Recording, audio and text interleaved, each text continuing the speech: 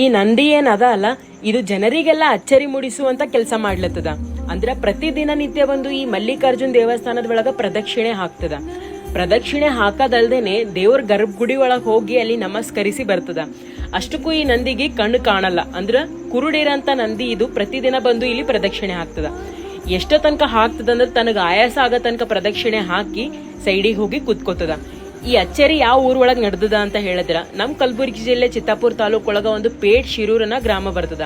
ಆ ಗ್ರಾಮದೊಳಗ ಒಂದು ಮಲ್ಲಿಕಾರ್ಜುನ್ ದೇವಸ್ಥಾನ ಅದ. ಆ ದೇವಸ್ಥಾನದೊಳಗ ಪ್ರತಿದಿನ ನಿತ್ಯ ಈ ಘಟನೆ ನಡೆದದ.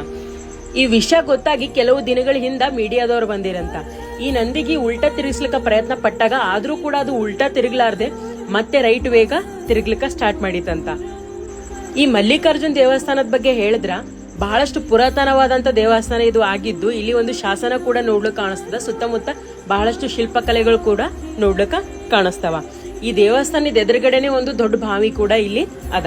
ಆ ಬಾವಿನೂ ಬಹಳಷ್ಟು ದೊಡ್ಡ ಗಾತ್ರದ ಒಳಗ ಅದ.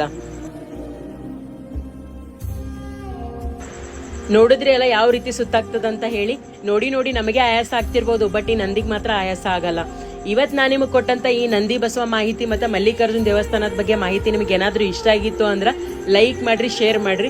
ಇದುವರೆಗೂ ನನಗೆ ನೀವು ಫಾಲೋ ಮಾಡಿರ್ಲಿಲ್ಲ ಅಂದ್ರೆ ಫಾಲೋ ಮಾಡ್ಕೊರಿ. ಯಾಕಂದ್ರೆ ಇದೇ ತರ ಅಚ್ಚರಿಪಡಿಸುವಂತ ವಿಷಯಗಳು ಇಟ್ಕೊಂಡು ನೆಕ್ಸ್ಟ್ ವಿಡಿಯೋ ಒಳಗೆ ಸಿಗ್ತೀನಿ. ಎಲ್ಲರಿಗೂ